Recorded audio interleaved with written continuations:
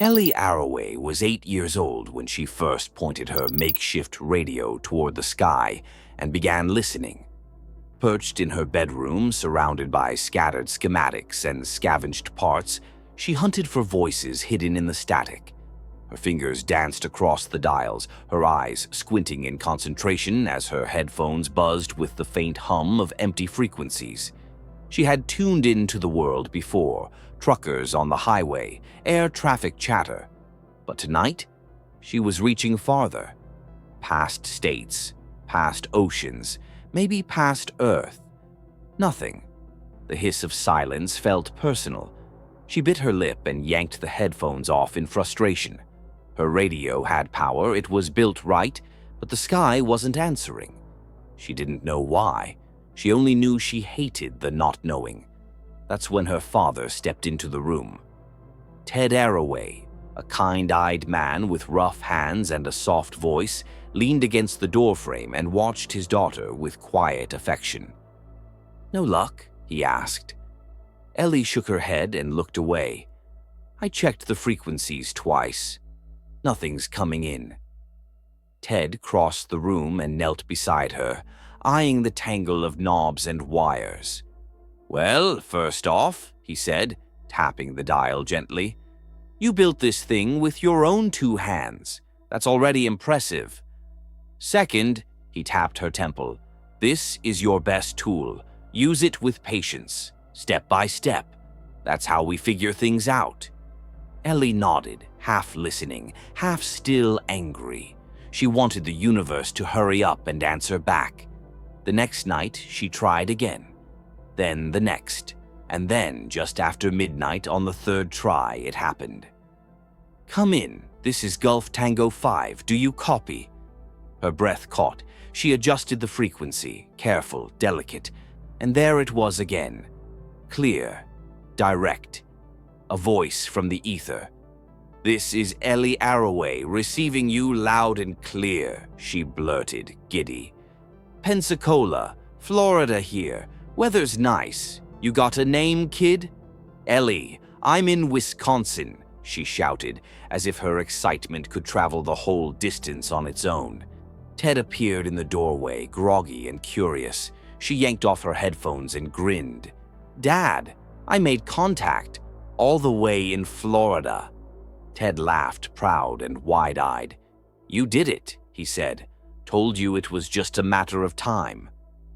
Later that night, still riding the high of her success, Ellie couldn't stop herself from dreaming out loud. Could we reach other places, like New York, Alaska, China? Ted nodded each time. "Sure, if the conditions are right." "What about Jupiter?" He smiled. "Might be a stretch, but who knows? Big ideas start small." Ellie hesitated, then asked the question that had been sitting in the back of her throat for weeks. "Could we talk to Mom?" Ted froze. The room went quiet except for the low hum of the radio's idle buzz. He sat down beside her and wrapped his arm around her shoulders. "Even the biggest radio can't reach that far," he said softly. Ellie didn't say anything. She just leaned into him. Before bed, she pulled out her notebook and began sketching. An imagined view of Pensacola, white beaches, blue water, soft clouds. She wasn't sure what it looked like, but she pictured it warm and kind, like the voice from the radio. Her father leaned over her shoulder and smiled. "That's beautiful," he said. Ellie asked one more question as she crawled into bed, her face lit by the soft green glow of her radio's frequency display. "Do you think there are people out there? In space?" Ted looked up at the ceiling like he could see the stars through it. "I don't know," he said, "but if it's just us, it'd be an awful waste of space." Ellie thought about that long after he turned off the lights. She closed her eyes and listened to the static, wondering if someone out there was listening too. And just like that, the spark was lit. Years passed, but Ellie Arroway never stopped listening. What began with a simple ham radio in her bedroom turned into a lifelong pursuit. Now, as an adult and a radio astronomer, she sat beneath one of the largest radio telescopes in the world, Arecibo Observatory in Puerto Rico, ears still open to the stars. She worked long hours, combing through data, filtering noise, chasing patterns in cosmic radiation most others had dismissed as background. What Ellie sought wasn't just sound, it was proof. Proof that someone else was out there, that her father had been right. Her only real companion in the control room was Kent Clark, a blind scientist with an ear for signal patterns as refined as hers. He admired Ellie for something few others still practiced. She listened, not just to data on a screen, but to the raw audio itself. Most people just read waveforms now, he told her once, sipping coffee in the darkened lab. But you actually hear it. Kent also knew her professional history, including her time working under Dr. David Drumlin, now head of the National Science Foundation. Drumlin had once called Ellie a gifted mind, before brushing her off as obsessive, too focused on a fringe field, the search for extraterrestrial intelligence. SETI, they called it, but in polite company it was just career suicide. One afternoon in a quiet cafe, a man approached Ellie's table. He introduced himself as Palmer Joss, a writer and theologian researching the impact of technology on developing societies. He had read about her and wanted to talk. Ellie, wary but intrigued, answered some of his questions.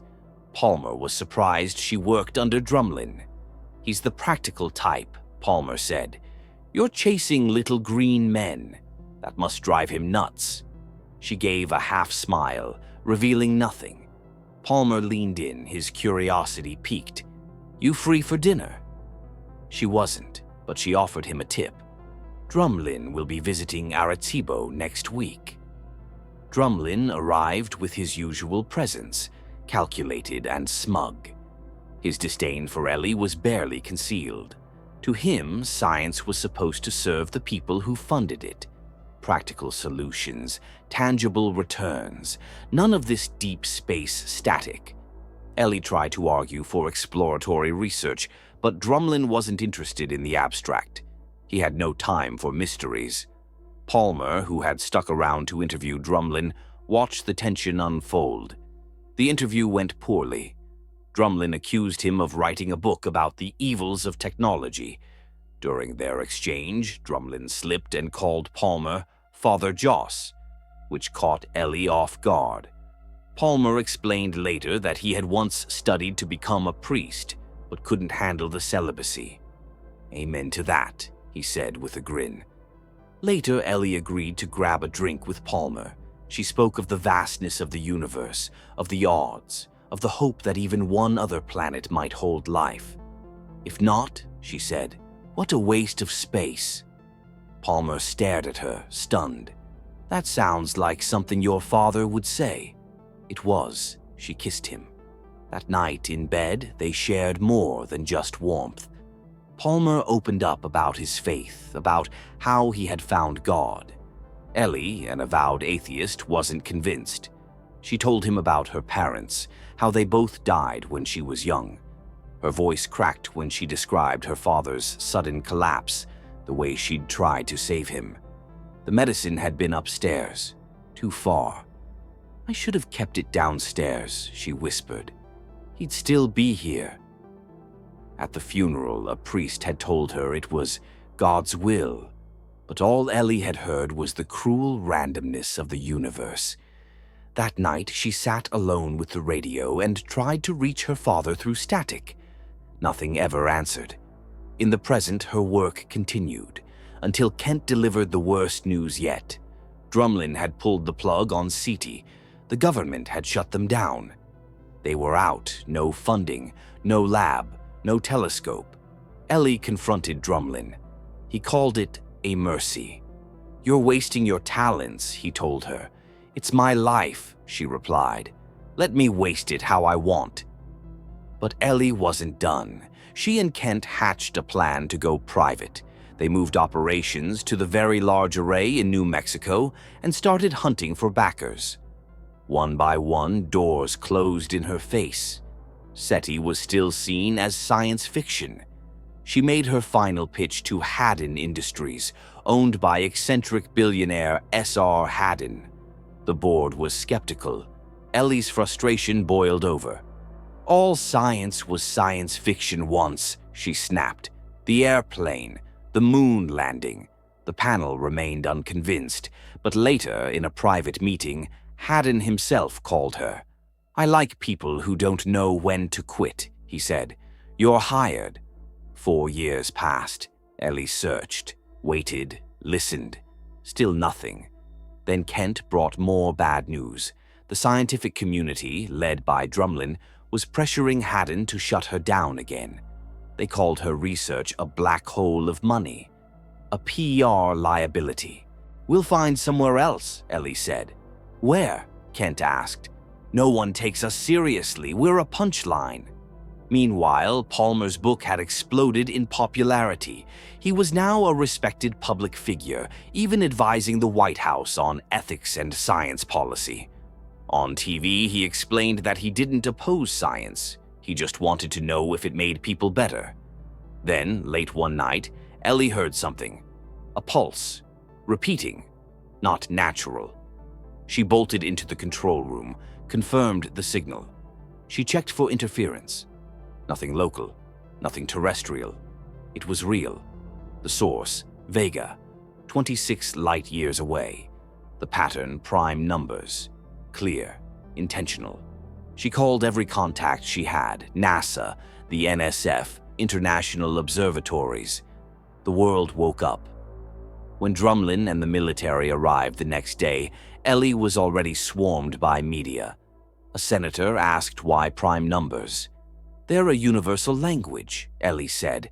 "It's a handshake, a way of saying, we're listening." Kent noticed something strange. There was more than just math. There was audio, then video. Ellie routed the signal to a monitor.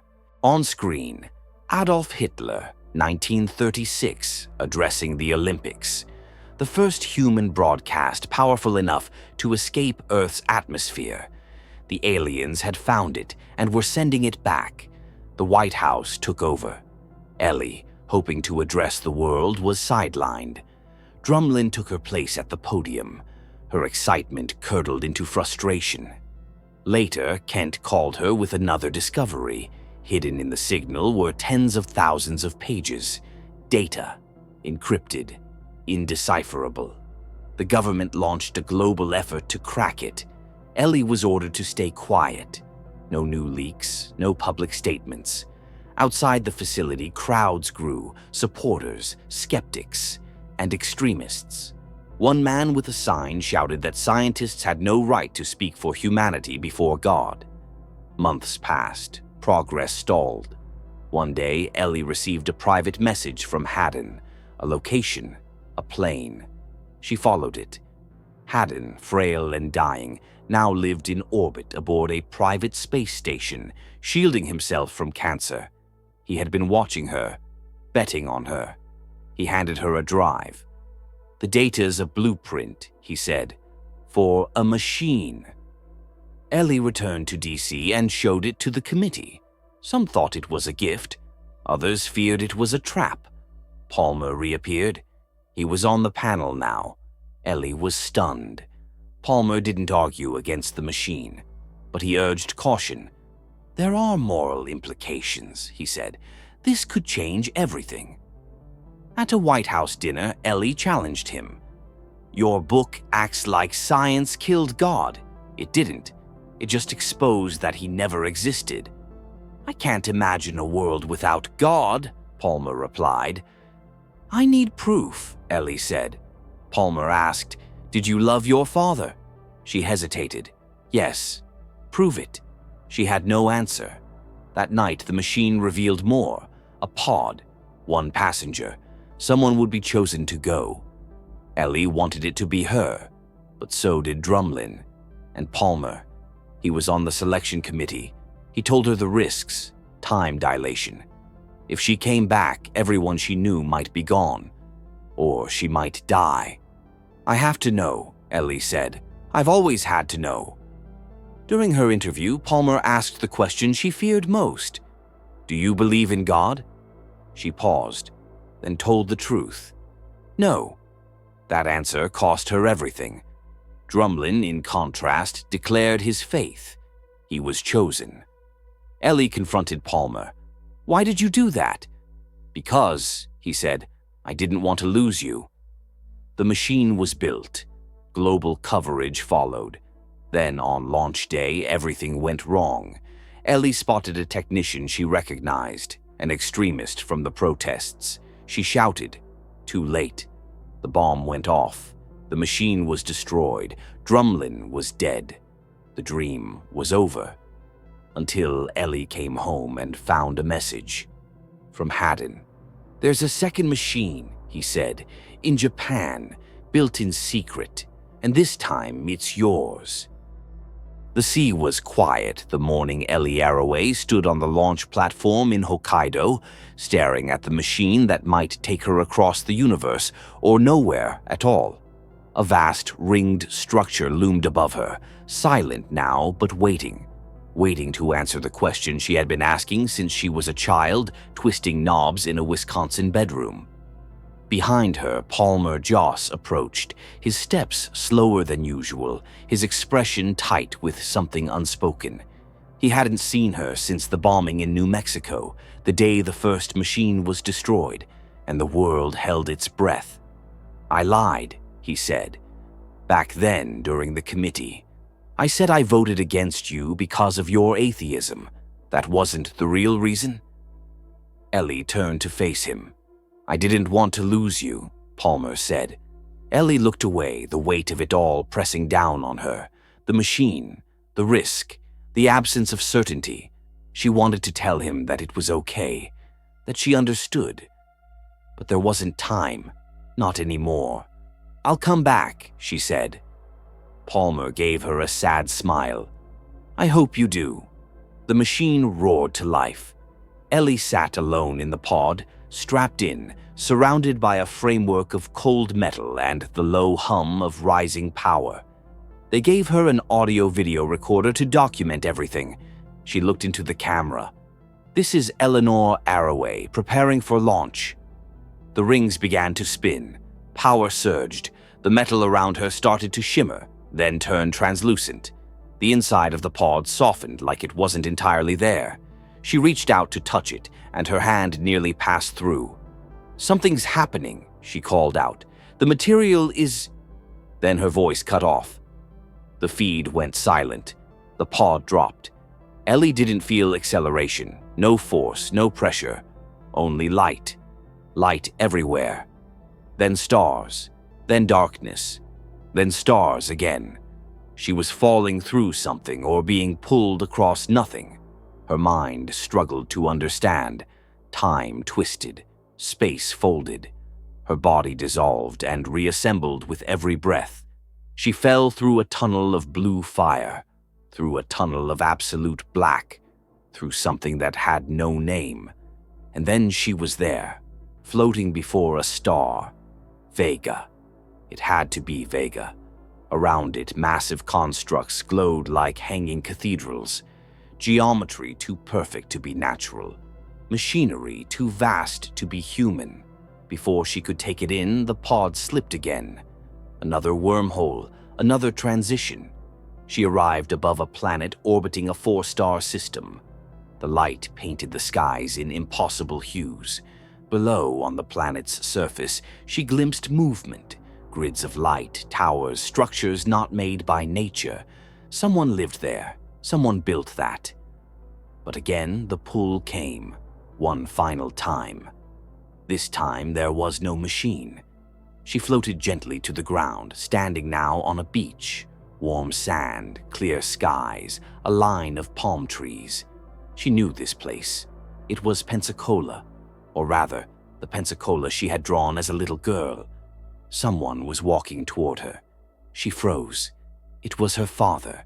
Not really, no, not Ted Arroway. But the eyes, the smile. It was him. She rushed forward, collapsing into his arms. It felt real. It felt impossible. "We thought this would make it easier," he said. She stepped back. "Who are you?" "A friend, a traveler. We received your message. You reached out, and we answered." Ellie looked around, the waves crashing softly beside them. "Where am I?" "This is a projection based on your thoughts, your memories." He gestured to the sky. "We didn't build the machine. We didn't build the system. Others did, long before us. We use what they left behind." Ellie stared, stunned.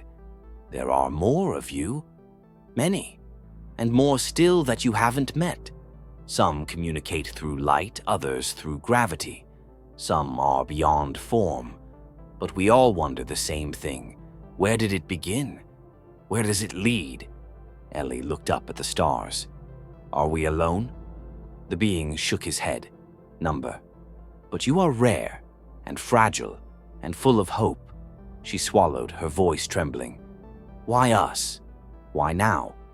"You're ready to ask better questions. That's the first step." Ellie closed her eyes. "I have so many. And you'll find more answers. Small moves, Ellie. Small moves." She opened her eyes and smiled. That was what her father used to say. When the pod returned, it splashed harmlessly into the bay beneath the machine. From Earth's perspective, it had fallen straight through. No time had passed. The room was silent as the hatch opened. Ellie stepped out. She tried to explain. The journey, the stars, the encounter, the message. But the video recorded only static. There was no proof. An international committee convened. Officials pressed her. Why would they believe her? There was no data, no video, no physical evidence. It looked like a hallucination, a breakdown under pressure. As a scientist, Ellie couldn't ignore the possibility, but she also couldn't lie. "I know what I experienced," she said to the panel. "I believe it was real. Every part of me says it was." The senator leaned in. "And that's enough for you." "It has to be," she said. Later, in a secure room, 2 government officials reviewed a classified report. They spoke in hushed tones. The recorder had captured static, yes, but exactly 18 hours of it. Back at the facility, 18 months later, Ellie stood under the stars once more, leading a field trip of curious schoolchildren through the observatory. One of them asked, "Do you think there's anyone out there?" Ellie smiled, looking up. "The universe is a pretty big place," she said. "If it's just us, seems like an awful waste of space." And somewhere, far beyond the reach of radio waves, someone was listening,